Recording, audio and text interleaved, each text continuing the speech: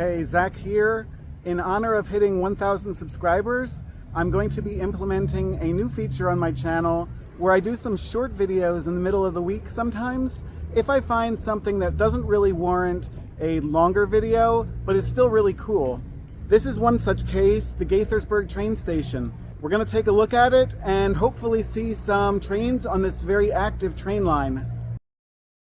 Along these busy tracks sits the historic B&O Railroad Station in Gaithersburg, Maryland.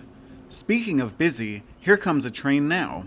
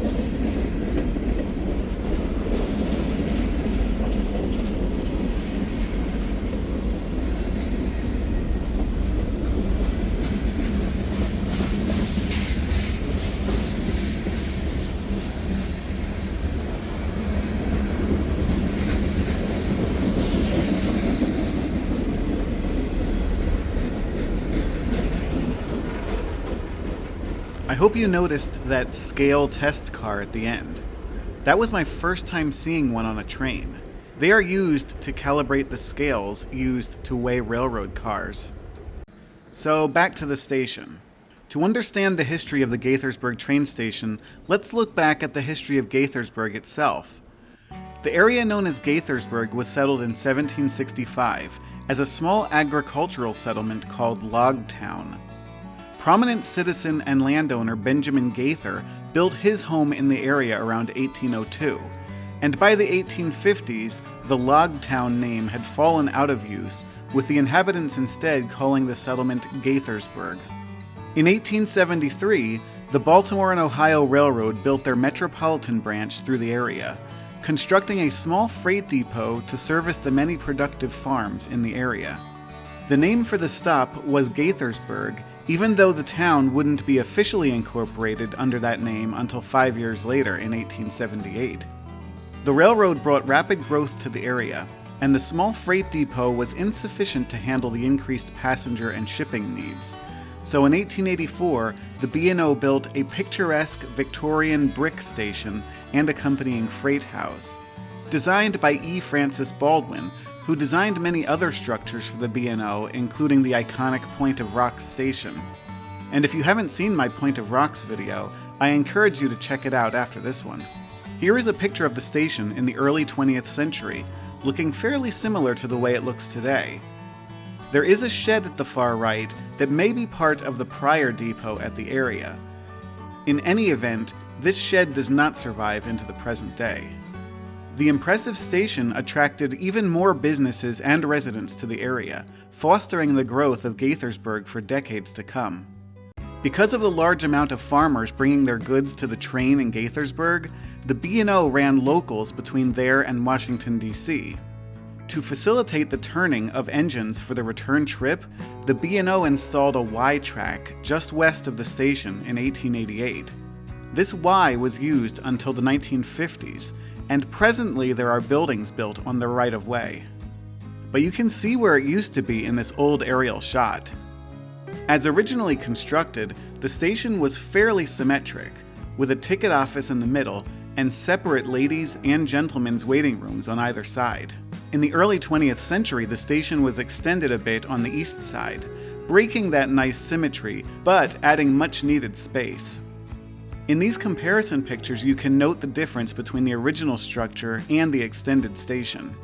The station faithfully served the B&O until Amtrak usurped passenger service in 1971. Amtrak used the station until 1986, when it was converted into a MARC station for Maryland area regional commuters. In addition to the MARC trains that actually stop here, these tracks also host CSX and Amtrak through trains. While MARC trains do stop here, the station itself has been converted into a coffee and sandwich stop. The area around the station, including the old freight house, has been turned into a museum with a number of interesting things to see. First, here we have an old baggage cart, which used to be commonplace around such stations.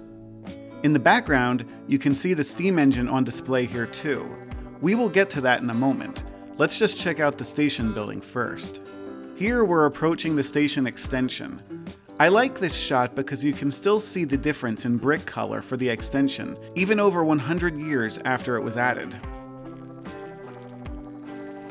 I find it hard to believe these AC units were original, but I do think the B&O gate is a nice touch. And here we can see the side facing Summit Avenue. There is a nice little seating area behind the station. Now let's go look at the trains on display.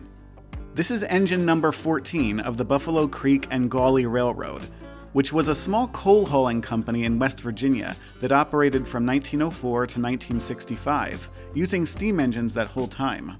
We can see that this engine was built by the American Locomotive Company in 1919.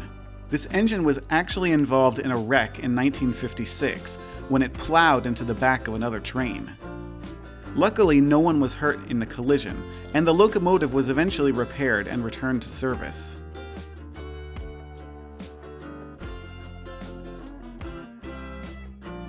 It was brought to this location in 1990, where it is enjoying a leisurely retirement that thankfully did not include a scrapyard. We can see that the tender is decorated for Halloween with a relaxing skeleton. And there is another headless skeleton in the cab. Next down the line we have B&O caboose number 2490, which has been repainted by the Gaithersburg Community Museum. The caboose actually is open to the public, but only during museum hours. Finally, down at the end we have an ex-B&O Bud-built RDC, which stands for Rail Diesel Car. This unit was built in 1953 and was operated as a single car, having 2 onboard diesel engines for power.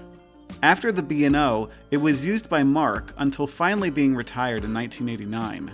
It has been on display here since 2012.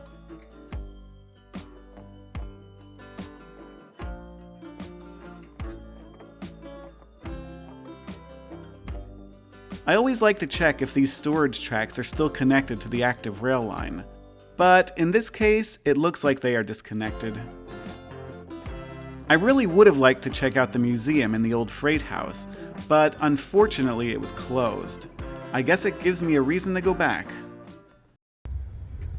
Well, we definitely got lucky today with the trains, and we got to see some cool stuff around the old Gaithersburg train station. If you like this shorter format, let me know in the comments. If you don't want to miss any future content, please consider subscribing, and I'll see you next time.